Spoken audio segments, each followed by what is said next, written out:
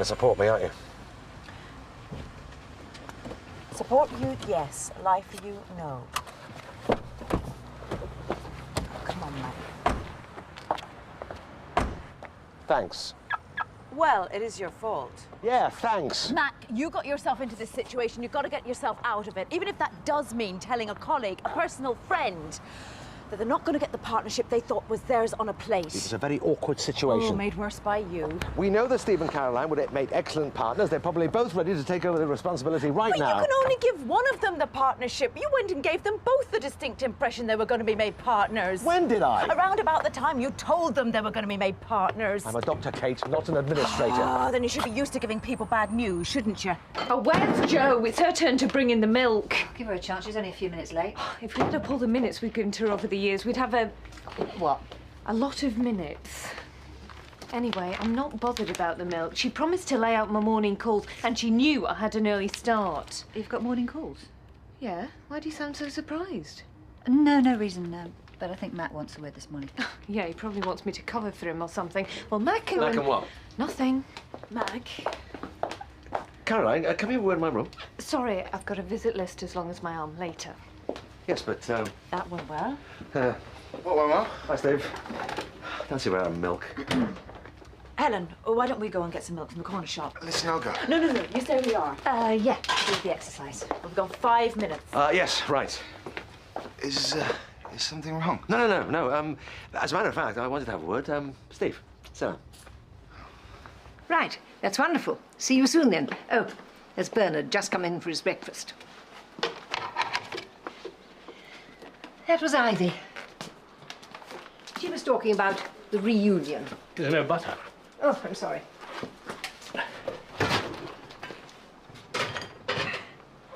She's absolutely thrilled. Now, you'd better leave your suit out before we go to the doctor's, and I'll give it a good press. We don't want to see you all creased up, do we? No. That would never do, would it? Bernard, are we still on for tonight? Only, well, I haven't seen Ivy and the girls for so long, not to mention the boys. Do you have to keep going on and on and on about it? Sorry, but please, do try and be positive about things. It doesn't look like I have much choice, does it? So, after talking to the health authorities and getting the all clear from the accountants, I am delighted to be able to offer you a partnership at the Riverside practice. What, are you going to say anything? Oh, yeah, I mean, great. You seem a bit surprised. Well, not surprised. I mean, I know we were talking about it. I just didn't expect it today. Well, welcome aboard. Thanks.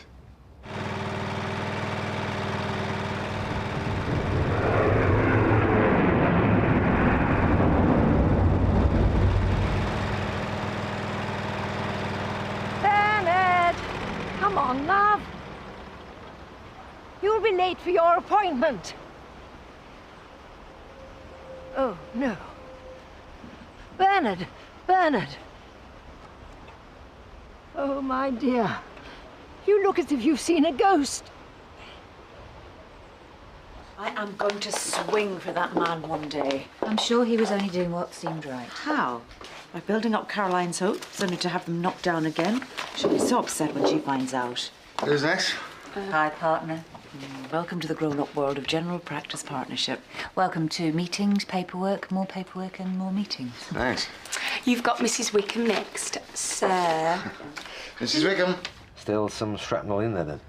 Yes, the medic said it was too dangerous to try to remove it, too close to the artery. Well, 50 years ago. They probably could remove it now if it was necessary. Giving any trouble? Not particularly, only when I'm walking a lot. As I say, I'm only here because my wife insisted. Get your trousers off. So, anything else? No, I'm fine. Good. We don't get a lot of war wounds these days. No. RAF, wasn't it? One of the Bull Green boys. Bomber Command. Ah, right. Well, look, I could refer you to a consultant, but I honestly don't think it's that serious. You'll live. That's what I thought.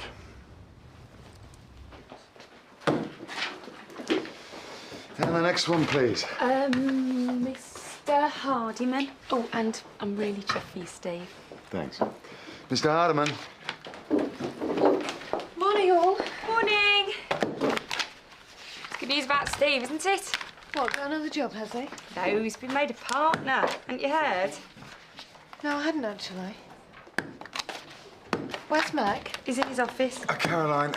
But he's got a patient. Thanks a million. Is there anything else you want to talk about? You just look a bit down, that's all. Mac, I think you've got something to say to me. Dr. Powers, I'm with a patient. All right, I've got to be going. No, hang on, but... Actually, I've been trying to chase you up all morning. I've already heard from Joe. Of all people. I just thought you might have had the decency to tell me yourself. Well, obviously, I thought wrong. Caroline!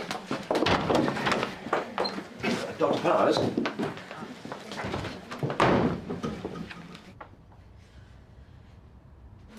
Now, what am I supposed to do? Let her calm down. No point trying to talk to her now. I did try. Well, if anybody needs me, I'll be, I'm there in your office.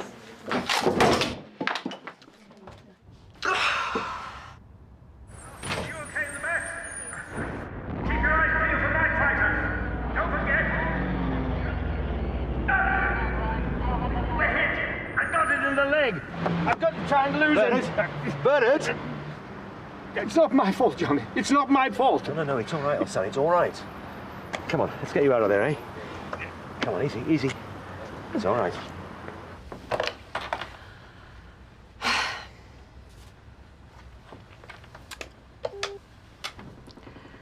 Yes, next patient, please, Joe. Mrs. Woodward, Dr. Powers is ready for you now.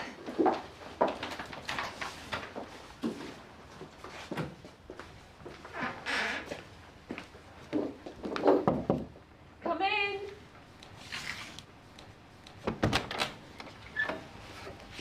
Right. How long has this been going on? What do you mean? Well, the irritability, the panic attacks. I bet you're having mood swings as well. You must be driving Paddy up the wall. What goes on between Paddy and me is none of your business. No, it's nothing to be ashamed of. I'm not ashamed of anything, and I don't have to sit here and be insulted by you. Bernard, I'm talking about what we call post-traumatic stress disorder, and it seems to me that you have all the classic symptoms. Post-traumatic stress. We had a different word for that in my day. I know it isn't easy, but I really am trying to help. There's nothing wrong with me. I don't know why you're going on and on about it. I am not sick. Nobody's saying there's anything wrong with you. I'm just saying that I think you're not very well. Look, I think there's something pretty awful happened to you a long time ago, and you still haven't come to terms with it. I also think that it's the cause for the depression, the anxiety attacks, the flashbacks. Come on. I can't get them out of my head. I know. What was Matt playing at, promising you a partnership and Caroline? Don't ask me. I'm just a normal, sensible human being with a brain. He was trying to please you both, I'm sure, but he's ended up making enemies all round. Yeah, well, I hope he's paying for it. He will do. The way I feel, I'd quite happily let Caroline have the post. You don't mean that. Do you? No. Look, this is Mac's problem. He's got to sort it out. Easier said than done. Have you spoken to Caroline yet? I'd rather give myself colonic irrigation than speak to Caroline at the moment. I mean, she's it. Well, you might have to. You're a partner now. That means new responsibility. Can't just hope the problem's going to go away. Yeah, well, thanks. That makes me feel a lot better. I'm putting the kettle on. Anyone fancy coffee? Yeah, I'd love one. Steve? No arsenic. Yeah, thanks. Well, it's official. You are now looking at a fully fledged member of the Royal College of General Practitioners. And I'd like to invite you all for a celebration dinner tonight. Well, thanks, Rana. And don't tell me. They'll be making you a partner next. Do you think that's a no, then? I volunteered when I was 18, October 1944. The war was nearly over. I was a sergeant pilot, posted to Bomber Command with a crew of my own, flying Lancasters. I laugh, really. I had 7 men under my command, and all of them were older than me. A laugh? Don't get me wrong, it was dangerous and bloody terrifying. But it wasn't half exciting and glamorous. Chaps like me were in great demand. One glimpse of those wings on your tunic and the women would throw themselves at you. Yes, strange times. That how you met Paddy? Yes. Not that she threw herself at me. She was always a bit too formal for that sort of thing. It was what they called a lightning romance. People didn't hang around in those days.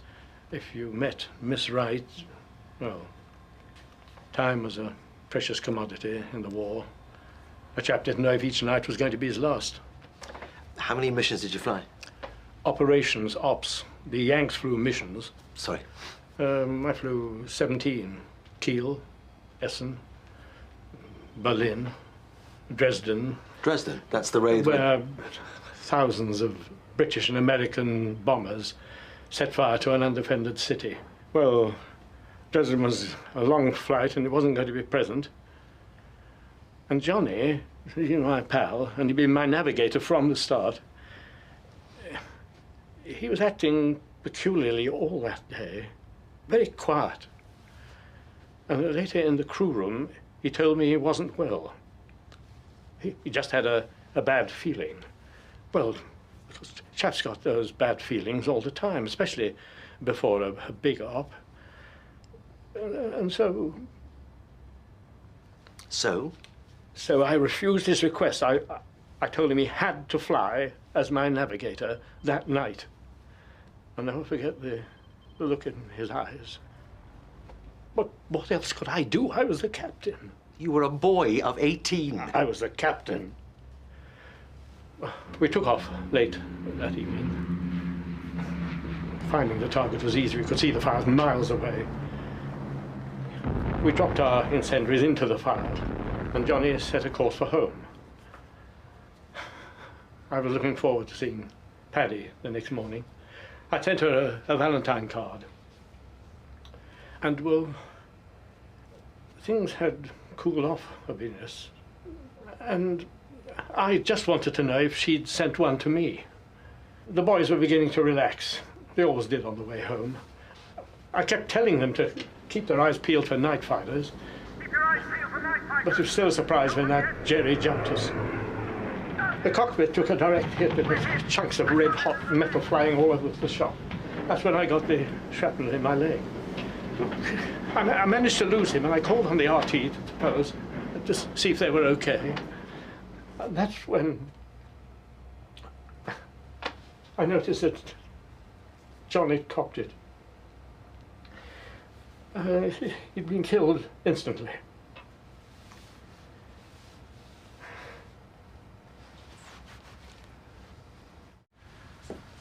Is it safe?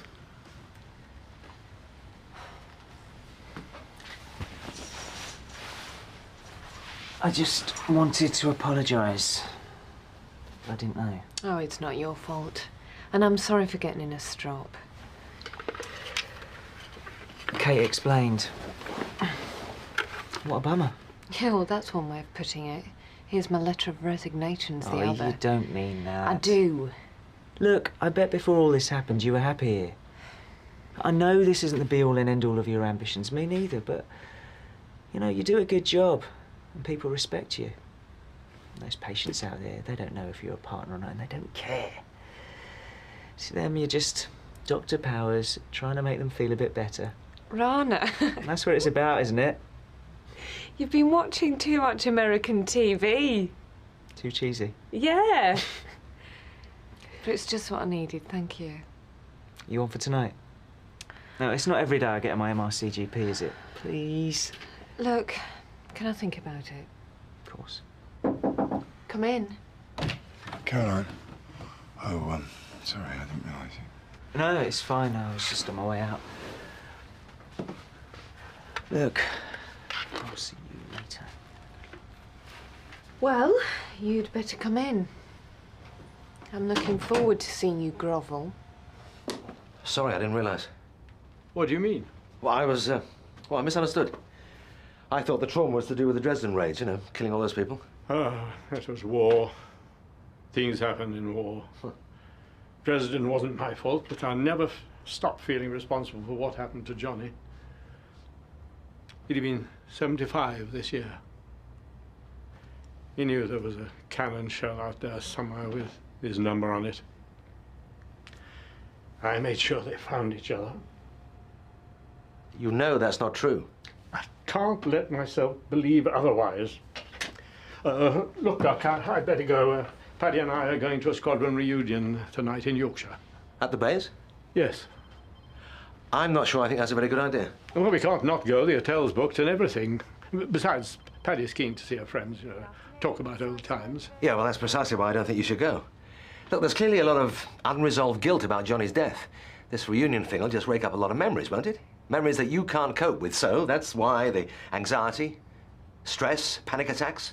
I've been dealing with this for 55 years now. No, Bernard, you have not been dealing with it. You've been repressing it. Oh, don't give me all that do-gooder nonsense. That business in the car, that is what I'm talking about. Oh, all right. I do get sometimes a bit fed up, but I'm fine most of the time. Everybody says so. I'm the life and soul of the party. No, it's not just the panic attacks, it's the irritability. That's just me. And the violent mood swings from supremely happy to seriously depressed. Paddy just ignores me when I'm feeling grumpy. Does she? Look, what about the arguments and the stress? Do you think that's good for either of you? Now listen, for both your sakes, I am going to prescribe a course of antidepressants, and I'm going to refer you to a stress counsellor. Oh, what? To help you deal with it, Bernard. Look, I don't need to see a shrink. I'm not a loony. Look, I know. I know you're not a loony, and I know that they aren't shrinks. These people are specifically trained to help deal with problems like this. No, that's it. I'm not going to sit here and take that rubbish from you. Bernard, I am trying to help. Doctors. What do you know about anything? Believe me, I wish there was something I could do to change it. No problem. I mean, I didn't want this situation. What? I'm a big girl. I'll get over it. Really? Look, there's no hard feelings, honest. OK, I must admit I was a bit angry, but that wasn't your fault.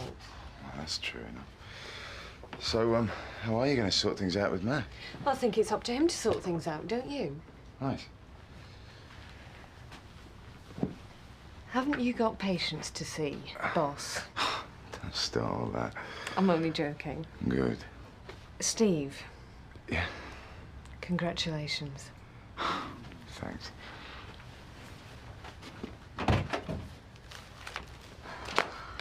Jobs.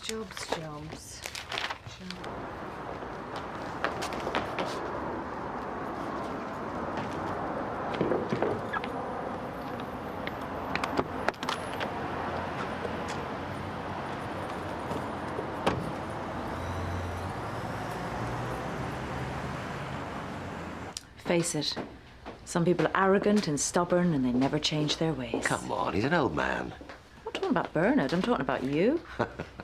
Yeah, I blew it, didn't I? Ah, you tried. Maybe a little too hard, but you tried. Hi, Kate. Hi, Caroline. Mac. Oh, talking of stubborn, when are you going to talk to Caroline? Only I'd like to be alive when you get round to it. You know I haven't had a minute since I got in. Stop playing games, Mac. Speaking as your practice manager, I'm telling you, people are getting pretty damn fed up with your attitude. My attitude? Yeah, okay. Leave it to me. And speaking as your wife, I'm telling you that if you don't bury the hatchet with Caroline by tea time, I'm going to... Okay? Right. Dr. Maguire, Oh, hello, Bernard. can we talk? Yeah, of course. Come through. You coming tonight, Helen? Oh, I'd love to, but there's a partners meeting, probably go on all night, and Phil's looking after Dan. Cool. But have one for me, won't you? Sure. You off tonight, mate? Yeah, I wouldn't miss it for the world. Caroline? Yeah, you can count on me. You've been ages with the doctors. I've been worried sick. We ought to be at the railway station in less than an hour. I'm not going to the reunion. Bernard. I know you'll be disappointed, but Dr. Maguire thought it would be for the best. He's booked me in to see a counsellor. Tuesday week. Oh.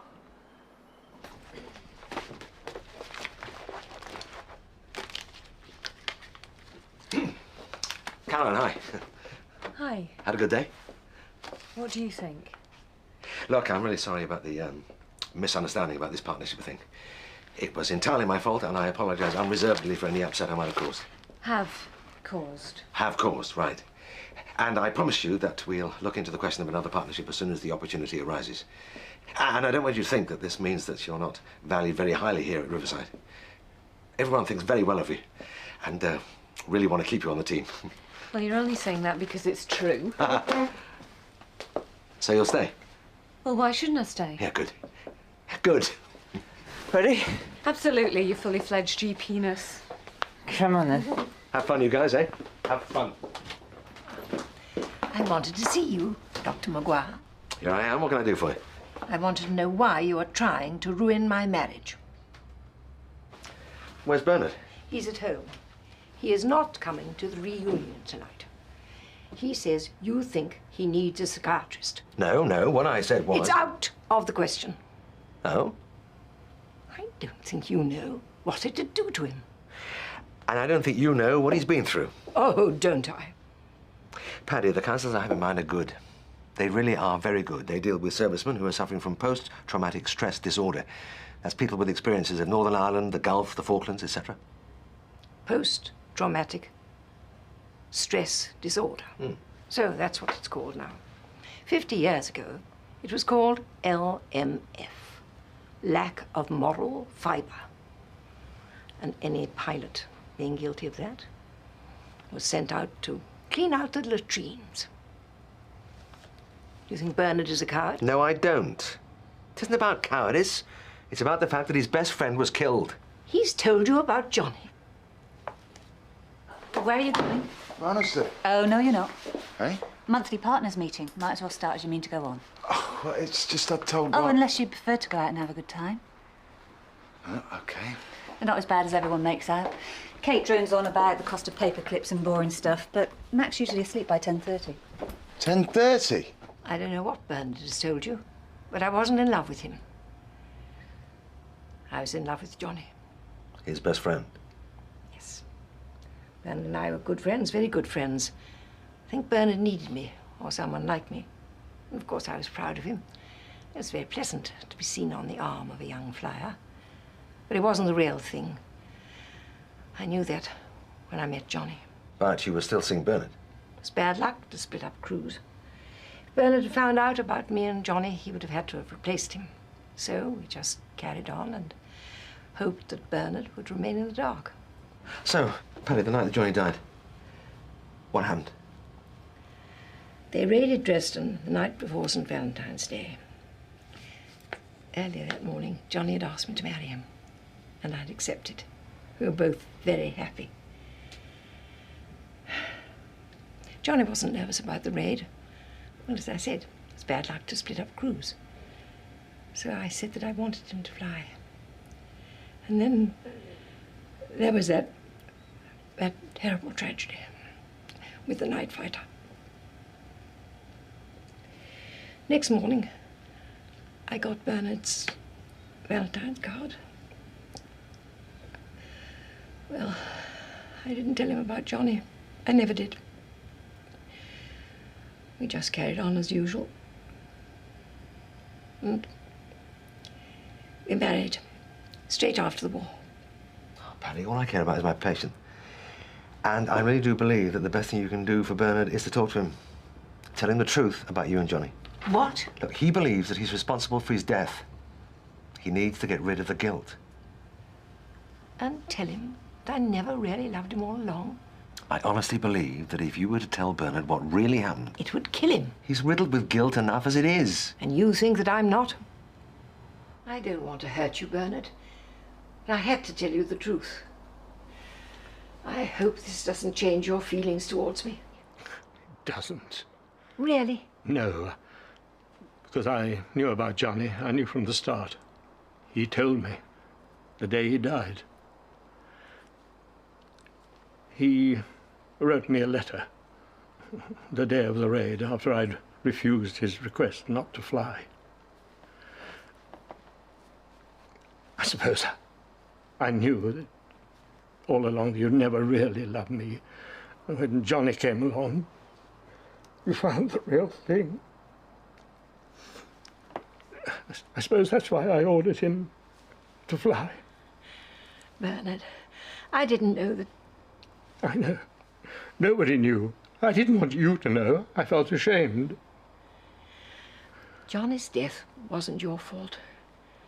I tried not to blame myself, too.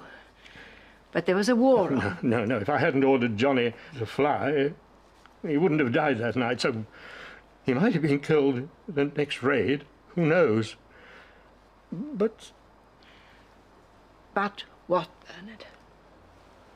But I've lived the last 55 years. The knowledge that I killed the only man you really loved. Can't ask you to forgive me for that. Oh. You poor darling. The accountants have asked me again to remind everyone that VAT receipts must be filed and presented in order.